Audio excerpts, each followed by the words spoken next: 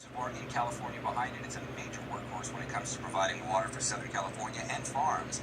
There's the main spillway. That's what we put water down, that big 2,000-foot water slide, when we want to lower the elevation of the reservoir. But early last week, that fractured and the concrete broke, and then that whole hillside started to erode because we had no choice to put water down it. So they stopped putting as much water down it as they would have wanted to, which means that the level of the reservoir started to rise. And when it did that, it started to approach the emergency spillway. See that concrete berm right there? That's the emergency spillway. This is the dam. It is higher. This sits just a little bit lower than the dam. So if the reservoir gets higher than we want it to, the water will spill out over this in an emergency rather than going over the dam. That's what started to happen yesterday. The problem is the water coming over the top of that dam started to erode the dirt at the bottom of the dam. And as we come in for a close-up look at this, you see all the dirt that's kind of down at the base of it. This is a 30-foot high concrete wall. The water pouring over this started to wear away the dirt down here. That caused a lot of concern, because if this failed, you would have had 30 feet, a 30-foot wall of water over the entire expanse of that reservoir rush down the hill. And that would have been a big problem for communities downhill. So it would have rushed down that hill, it would have entered the Feather River, which would have then flowed down to the town of Oroville. And you can understand why Oroville is under a mandatory evacuation. You would have been the front lines. The Feather River keeps going from there. There's the smaller community of Ridley, and of course, eventually this flows through Yuba City, which is not under a mandatory evacuation, but it's under a voluntary evacuation. So hopefully that kind of lays out what happened, why some people were under a mandatory evacuation, and why other people's were on more of a wait-and-see kind of a situation. Any questions? Thank you very much. 7:57 now at Fox 40. Taking a different look at the situation at the Oroville Dam coming up in the 8 o'clock hour. We're chatting live with Professor Jay Lund from UC Davis. And it's a race against the clock for crews repairing the spillways. We will take a look at when the next storm is expected to move in. Should I get her to show you something?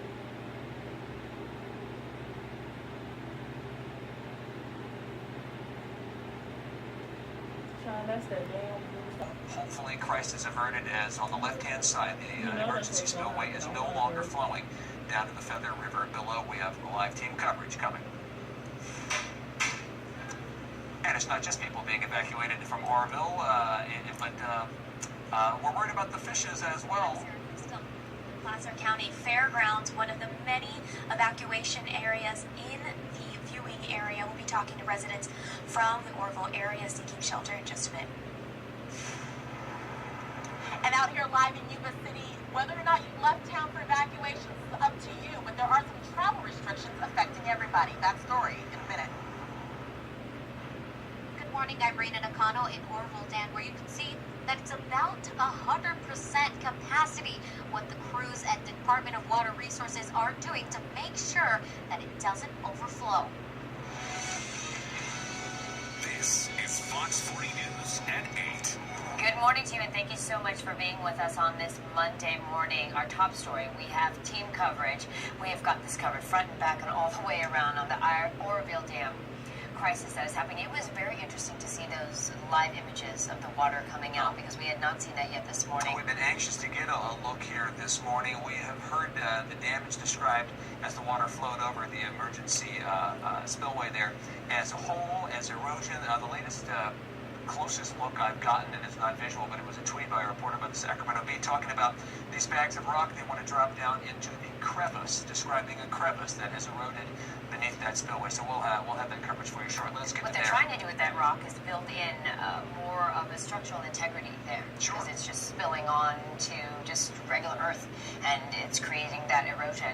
And Darren, that was such an interesting perspective. You've been giving us the breakdown on how exactly the dam system works, and now we're seeing those live images. Can I just add to this? How Yes. wonderful this 3 days without any rain sound at this point, because that's what the forecast is for the next 3 days. Monday, Tuesday, and Wednesday, no storms coming to California. Thursday there is. So there is a decent rainmaker and snowmaker coming our way on Thursday, but we are going to get 3 very beneficial days to assess Oroville, to lower the level of that reservoir, and get ready for this next storm, which does appear to be a manageable one. I'll go into more detail on just how much rain we'll get in the valley and in the watershed of the Feather River coming up in just a few minutes. But as far as the next 3 days goes, we've got a really good-looking forecast for now, guys. I'll see you in a couple minutes. Great, Derek. Thank you. The relief is welcome. A minute after 8 o'clock, really the only story this morning. We've been on it since 4 a.m., the situation at the Oroville Dam. We have live team coverage for you this morning. Sarah Costa is live in Roseville. First, we start with Fox 40's Rena Nakano, live at the Oroville Dam. Good morning, Rena. What's the latest? You know, right now we actually saw a helicopter going above us, kind of circling around the area. It could have been a live picture camera. It could have been another one of those helicopters that are going to be picking up some of the things right now. But we want to show you what the dam looks like right now. It's pretty full. It looks similar to what we saw around Friday, but we do want to show you some of the activity that's going on to my right. As we swivel over here, you're going to see a lot more of the actual activity. These are some of the workers that are out here that have been out here since overnight. A lot of them have been bringing up these rocks and boulders onto the top of the hill here.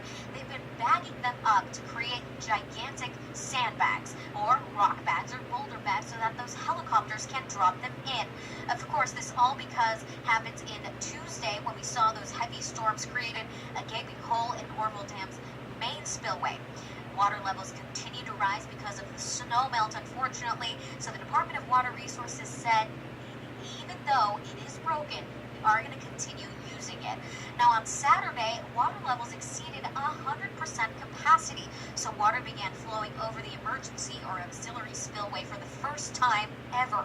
Now unlike the main spillway, which is a large slide-like thing, the emergency spillway is a weir, or reserve dam that allows water to flow over the top and down onto the hillside. Unfortunately, because it wasn't fully concreted, it did erode some of the hillside, and unfortunately, it undermined the structure.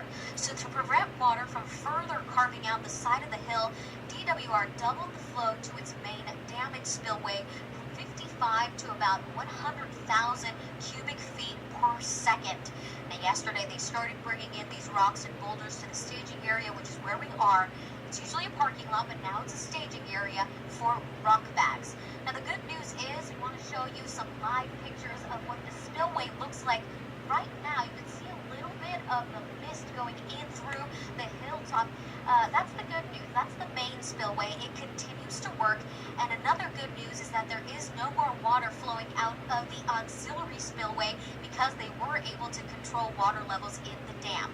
But as long as these workers prepare these rock bags, the Department of Water Resources engineers are going to be monitoring every situation, whether that's the regular spillway or the dam levels or what the helicopters need to be doing to make sure that the situation doesn't get any worse. Reporting live out here in Oroville this morning, I'm Rena Nakano. I'll send it back to you. Oh, take a look at those images. Again, that's the main spillway there doing its work. Thank you, Rena.